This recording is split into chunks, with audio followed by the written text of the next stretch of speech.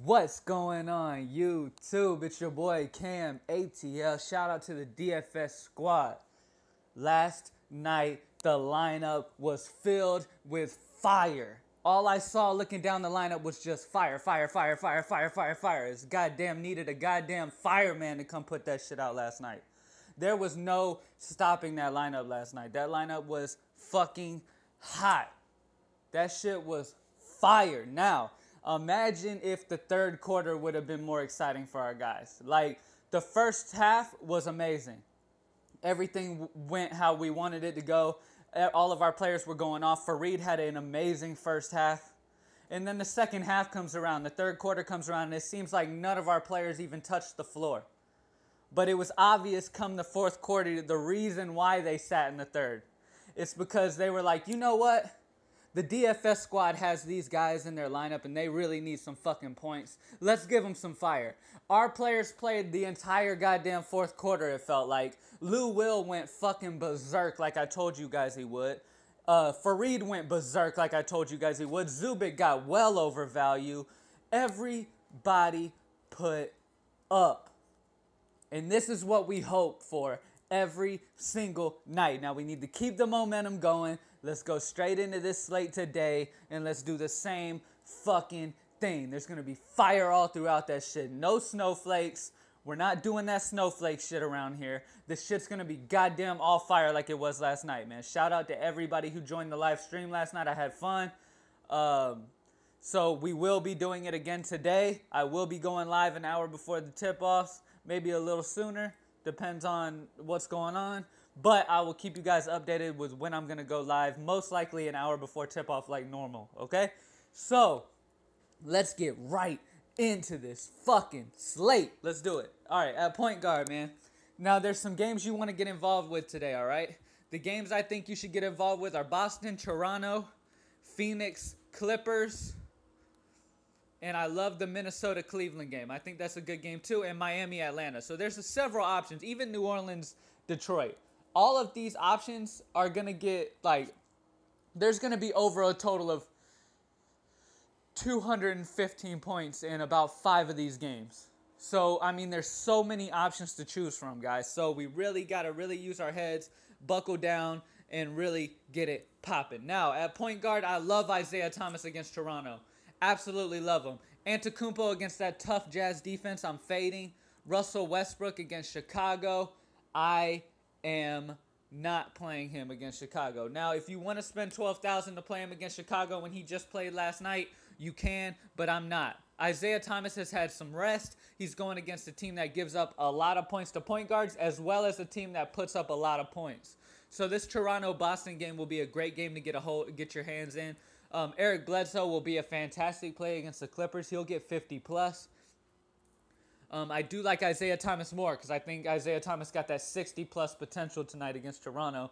It's going to be a ridiculous game for him at home. We got Kyle Lowry against Boston. That would be a bit of a chance. He is young, so it doesn't matter. The back-to-back doesn't affect my mind when it comes to thinking about Kyle Lowry too much. Because on the days where he has had back-to-backs, he'll go 42 one night and then 43 the next. Like, it doesn't really matter.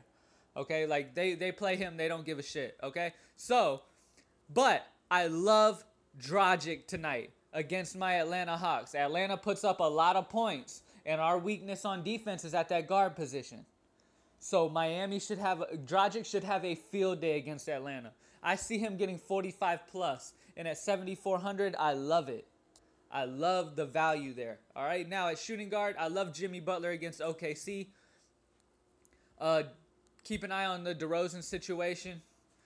I would not even play Powell, honestly. I would not even play Powell against Boston. It just doesn't seem too intriguing. I know a lot of people are going to be like, what, Powell against Boston? No, I just wouldn't. I would play DeRozan. I'm not into Powell. Like, I like people like, consider this, okay? Powell is 5,500. We got Seth Curry who could do the same thing, if not better, against the fucking 76ers. Seth Curry has been hot as of late. They have nobody else to turn to. Seth Curry is having a career year this year. And Curry's just going to have a field day against those guards on Philly, man. Let's just be honest. He's going to have a field day against those guards on Philly. Now, at small forward, guys, there's, of course, you got LeBron James against Minnesota, which is not a play for me. He's not in play for me. KD against Charlotte. Now, they say this is a 28th ranked matchup, that it's a good matchup, but Marvin Williams and Michael Kidd-Gilchrist are good defenders down there. I don't see Kevin Durant getting 60. You know what I'm saying? And if I'm going to play a Kevin Durant, I want him to have the potential of getting 60. I don't see it happening. So, Jimmy Butler against OKC, I like it. Carmelo Anthony against Brooklyn. I know he played last night, but they only played him like 25 minutes. No, they played him 32, but still, that's nothing. Because Carmelo plays very good on back-to-backs. You know how old men need to kind of use a game to stretch out, get loose. You know what I'm saying? Carmelo's getting a little old. He's getting a little up there in age.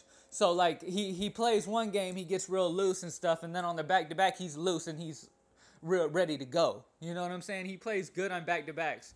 I'll show you guys some proof right now. Now, against Toronto on the 15th of January, he put up 23. The next day, against Atlanta, he put up 42. Same thing here. Against Philly on the 11th, he put up 40. Back-to-back, he put up 45. So he plays very good in back-to-back situations. So I love Carmelo Anthony. I'm going to wait and put him in the lineup later on, though. I really like, at this small forward position, guys, I want to give you guys a little bit of a sleeper that I really like. I love P.J. Tucker against the Clippers. Our man Blake Griffin is back. Tucker runs the small forward mostly. Okay, he'll be able to expose them. And I just love P.J. Tucker against this the Clippers big man with Blake Griffin not being on him. You know what I'm saying? So I love the situation. I love this game. I think this game's going to be high scoring. I like this game to get involved in. I really like Eric Bledsoe, like I said. But I love P.J. Tucker at 4,200, man. I think he easily gets us 6 times value, guys. At least gets us 6 times value. All right? At the power forward position. Now, I decided today I'm going to go a little cheap on the forward positions, okay? I'm going to go a little cheaper on these forward positions. I'm going to go down and I'm going to show you guys a little sleeper I'm thinking of, all right? Now, this guy right here is a sleeper for you guys. And you know, in lineups, you got to have a sleeper. Our boy Sabonis. Now, I know he's been playing great as of lately.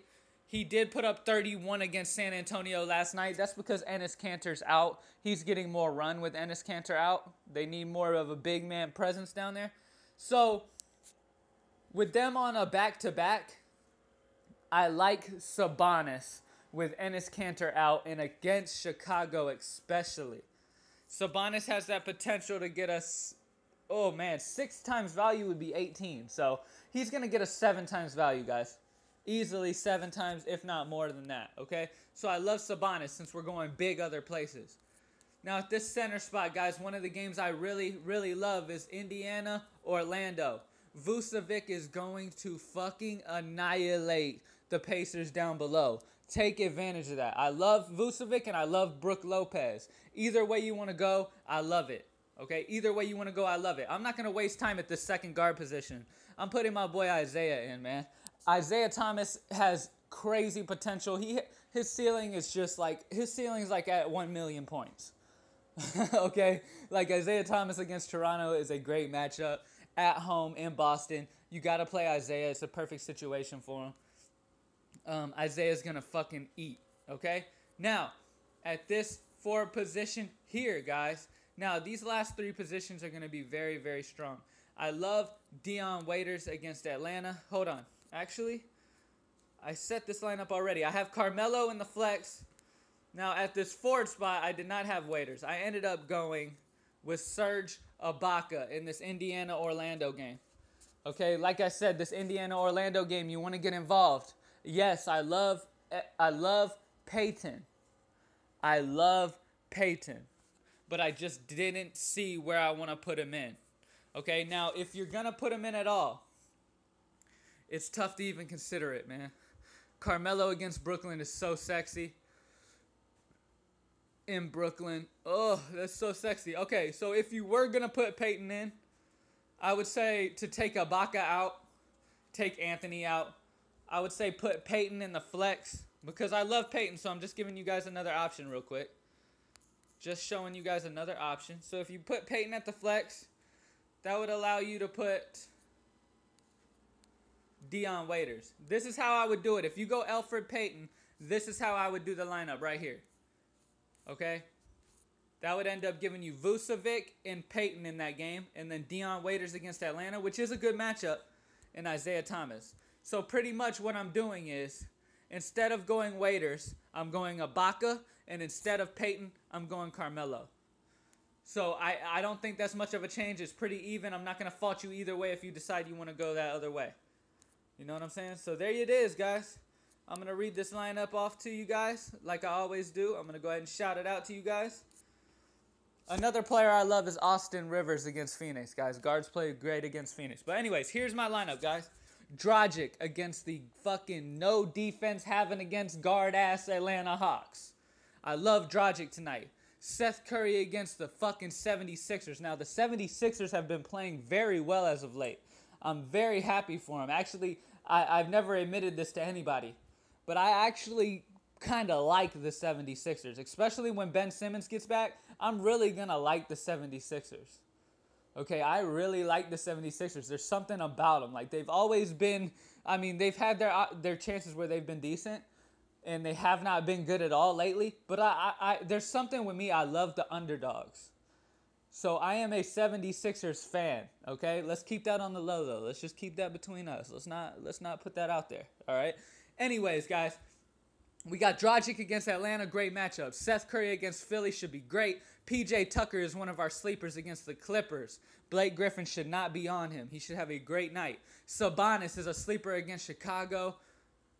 Vucevic against Indiana. He's going to beast down low. Isaiah Thomas against Toronto. Carmelo Anthony against Brooklyn. And Serge Ibaka against Indiana. Like I said, guys, if you want to switch that up and put Waiters instead of Anthony and Elfrid Payton other than Ibaka, I will not fault you for that. I totally understand that. That's totally fine because guards do smash Indiana. They do smash Indiana. And I'm probably... Not probably. I will be making a lineup where I do switch those two. Okay?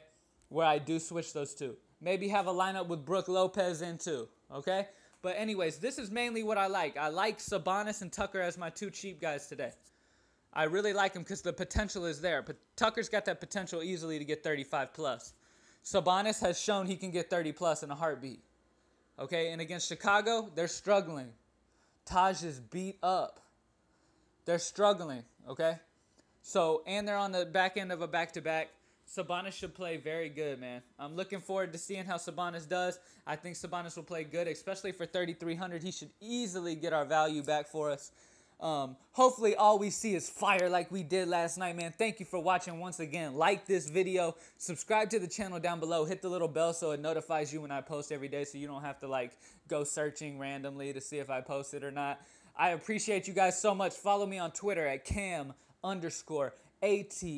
and we will be going live later. I will holler at y'all then, man. I appreciate it once again, and I'm out.